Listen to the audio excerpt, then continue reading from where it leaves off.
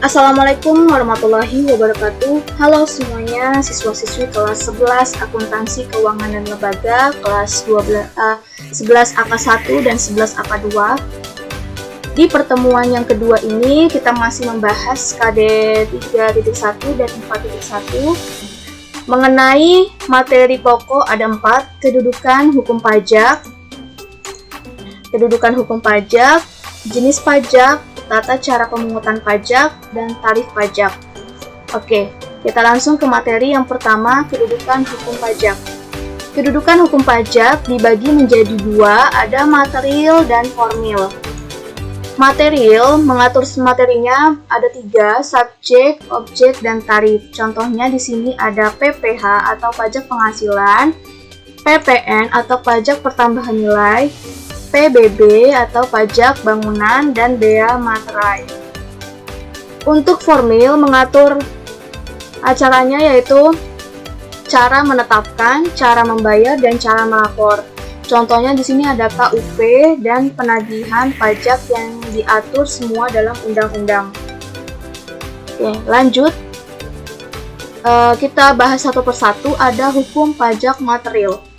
Material di sini memuat norma-norma yang menerangkan antara lain dari keadaan, perbuatan, peristiwa hukum yang dikenai pajak. Di sini ada objek pajak ya yang tadi. Siapa yang dikenakan, subjek pajak, biasanya itu WP atau wajib pajak. Berapa besar pajak yang dikenakan atau tarif persentasenya. Lalu ada segala sesuatu yang timbul dan hapusnya utang pajak. Oke, lanjut. Di sini ada hukum pajak formil. Hukum pajak formil memuat bentuk atau tata cara untuk mewujudkan hukum material menjadi kenyataan. Hukum ini memuat antara lain tata cara penyelenggaraan, hak fiskus. Fiskus ini seperti badan yang mengatur pajak ya, untuk mengadakan pengawasan terhadap para wajib pajak mengenai keadaan dan lain-lain. Kewajiban WP misalnya menyelenggarakan pembukuan pencatatan, hak-hak wajib pajak misalnya mengajukan keberatan atau banding. Nah, di sini ada jenis pajak. Materi berikutnya yaitu jenis pajak dikelompokkan menjadi 3, ada menurut golongan, sifat, dan menurut lembaga pemungutannya. Oke, kita bahas satu persatu. Di sini ada menurut golongan. Menurut golongan ini ada 2, dibagi lagi menjadi 2 bagian. Ada pajak langsung dan tidak langsung. Bedanya apa? Kalau pajak langsung, yaitu pajak yang harus dipikul sendiri. Ya, dipikul sendiri. Kalau pajak tidak langsung, dilimpahkan ke orang lain. Ya, kalau pajak langsung dipikul oleh sendiri dari WP-nya atau wajib pajak. Kalau pajak tidak langsung dibebankan kepada orang lain. Pajak langsung di sini contohnya adalah pajak penghasilan. Kalau teman-teman atau orang tua kalian kan ada yang punya gaji, pasti dipotong PPh atau pajak penghasilan. Di sini pajak tidak langsung PPN. Ya, PPN di sini misalkan kalau kalian memesan makanan atau mendapat hadiah undian. Jadi seperti itu. Nah, menurut sifatnya ada 2 lagi, dibagi menjadi 2. Ada subjektif sama objektif. Nah, subjektif ini pajak yang berpangkal atau berdasarkan pada subjek. Subjek di sini dalam artian adalah wajib pajak atau WP. Nah, pajak objektif, pajak yang berpangkal pada objeknya tanpa memperhatikan keadaan WP. Contohnya, kalau pajak objektif di sini adalah pajak pertambahan nilai dan PPBM atau pajak penjualan atas barang mewah. Gitu. Nah, selanjutnya di sini ada menurut lembaga pemungutan. Dibedakan menjadi 2, ada pajak pusat dan daerah. Kalau pusat, pajak yang dipungut oleh pemerintah pusat dan digunakan untuk membiayai rumah tangga negara. Kalau pajak daerah, membiayai rumah tangga daerah. Nah, kalau pajak daerah dibagi lagi pajak provinsi dan kabupaten atau kota. Kalau pajak provinsi contohnya pajak kendaraan bermotor. Biasanya ya, kalau kalian punya STNK pasti selalu membayar pajak. Terus pajak bahan bakar kendaraan bermotor. Kalau pajak kabupaten atau kota, misalkan pajak hotel, pajak restoran, dan pajak hiburan. Oke, lanjut ya. Di sini ada tata cara pemungutan pajak. Tata cara pemungutan pajak ada 3 bagian, ada stelsel pajak, asas pemungutan pajak, dan sistem pemungutan pajak. Stelsel pajak ada 3, nyata, anggapan, dan campuran. Kalau asas pemungutan pajak dibagi 3 lagi, domisili, sumber, dan kebangsaan. Sistem pemungutan pajak ada 3 juga, Official Assessment System, Self-Assessment System, dan Withholding System. Nah, kita bahas satu persatu dari mulai stelsel pajak. Nah, stelsel pajak di sini ada nyata, stelsel anggapan, dan stelsel campuran. Nah, stelsel anggapan dan stelsel campuran. Kalau stelsel nyata, pengenaan pajak didasarkan pada objek penghasilan nyata.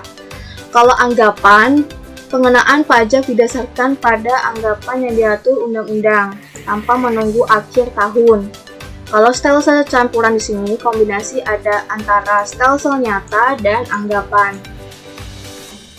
Oke, lanjut. Di sini ada asas pemungutan pajak. Asas pemungutan pajak di sini ada asas domisili, asas sumber, dan asas kebangsaan. Bedanya apa? Dari asas domisili, negara berhak untuk mengenakan pajak atas seluruh penghasilan dari WP, ya, baik dalam negeri maupun luar negeri. Asas sumber, negara berhak mengenakan pajak atas penghasilan yang bersumber di wilayah tanpa memperhatikan tempat tinggal WP atau wajib pajak. Kalau asas kebangsaan, pengenaan pajak dihubungkan dengan kebangsaan suatu negara. Jadi misalkan negara Indonesia berbeda pajaknya dengan negara lain.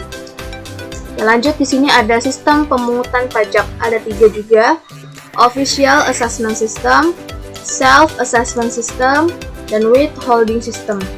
Oke, kita bahas ya. Official Assessment System, pemungutannya, sistemnya memberi kewenangan kepada pemerintah yang disebut dengan fiskus ya, bagian yang menangani pajak. Kalau self-assessment system, sistem pemungutan pajaknya ditentukan kepada WP sendiri, ya, besarnya utang pajak. Kalau withholding system, pemungutannya diberi kewenangan kepada pihak ketiga, bukan fiskus maupun bukan wajib pajak atau WP. Nah, kita ulangi lagi. Kalau official assessment system diberi kewenangan kepada pemerintah yang disebut dengan fiskus. Kalau self assessment system, di sini pemungutan pajaknya ditentukan oleh WP sendiri atau wajib pajak. Jadi, besarnya pajak yang terutang ditentukan oleh WP. Kalau withholding system, pemungutan pajaknya diberi kewenangan kepada pihak ketiga, bukan fiskus maupun bukan WP. Ya, itu perbedaannya dari tata cara pemungutan pajak dari sistem pemungutan. Oke, di sini ada tarif pajak. Ya, ada tarif tetap, proporsional, progresif, dan regresif. Kalau tarif tetap, maksudnya di sini adalah tarif yang jumlah pajaknya bersifat tetap walaupun objek pajaknya jumlahnya berbeda-beda. Oke, lanjut ya. Yang kedua ada tarif proporsional. Kalau tarif proporsional di sini tarif yang persentasenya tetap walaupun jumlah objek pajaknya berubah-ubah. Lalu yang ketiga ada tarif progresif. Jika tarif pajak semakin tinggi objek pajaknya, maka semakin tinggi pula persentase tarif pajak yang dikenakan. Nah, tarif regresif, semakin tinggi objek pajaknya, maka semakin rendah persentase tarif pajak yang dikenakan. Oke, di sini lanjut ke contoh tarif tetapnya. Di sini salah ya, aturan penulisannya 6.000 pengenaannya. Nah, di sini misalkan WP berpenghasilan 1 juta dan berpenghasilan berapapun, tarif pajaknya 6.000 karena di sini yang dimaksud adalah tarif tetap. Lanjut, tarif degresif. Di sini tadi ya penjelasan yang tadi, kalau tarif degresif semakin tinggi objek pajaknya, maka semakin rendah tarif pajak yang dikenakan. Gitu. Ya, di sini objek pajaknya tinggi ya. Dari rendah ke tinggi, semakin tinggi maka di sini semakin rendah tarif pajaknya. Gitu. Nah, lanjut ke tarif proporsional. Kalau di sini tarif proporsionalnya sama, tetap ya, di sini misalkan dikenakan 10%, maka jika WP berpenghasilan 1 juta, maka kalian hitung tarif pajaknya 10%, maka utang pajaknya berapa? Sebesar 100.000. Gitu. Kalau proporsional hampir sama dengan tarif tetap. Oke, lanjut. Di sini ada tarif progresif. Dilihat, di sini objek pajaknya semakin tinggi, tarif pajaknya juga semakin tinggi, betul. Ya di sini misalkan WP berpenghasilan 50 juta, tarif pajaknya dikenakan 10%, lalu objeknya semakin tinggi, objek pajaknya, maka tarif pajaknya dikenakan kenaikan 5%, jadinya 15%. Yaitu ya, tadi untuk tarif progresif. Nah, di sini ada tarif progresif proporsional. Kalau WP berpenghasilan sampai dengan 10 juta, contohnya dikenakan tarif 15%. Kalau di atas 10 juta sampai di antara penghasilan 25 juta, maka di sini ada kenaikan sebesar 10%, maka tarif pajak yang dikenakan adalah 25%. Kalau di sini di atas 25 juta, kenaikan lagi 10% menjadi 35%. Di sini ada tarif progresif degresif. Di sini penurunan ya. Oh sama, kayak yang tadi kenaikan sampai dengan 10 juta, misalkan tarif pajaknya 15%. Di atas 10 juta sampai 25 juta dikenakan tarif 25%, ada kenaikan 10%. Nah, kalau di atas 25 juta kenaikannya hanya 5%, sebesar 30%. Nah, itu tadi penjelasan dari pertemuan yang kedua, ada ketentuan pajak, tata cara pemungutan pajak, tarif pajak, dan jenis pajak. Nah, yang harus kalian pahami betul-betul, kalau bisa kalian hafalkan adalah tarif pajak, karena kalau tarif pajak sudah kalian kuasai, maka ini sebagai acuan kalian untuk menghitung soal-soal yang nantinya akan berkaitan dengan tarif pajak. Oke, itu ya untuk pembelajaran hari ini. Minggu depan kita akan membahas KD yang kedua, yaitu wajib pajak, NPWP, dan PPKP. Sekian, terima kasih sudah menyimak video pembelajaran hari ini. Sekian dari saya, wassalamualaikum warahmatullahi wabarakatuh.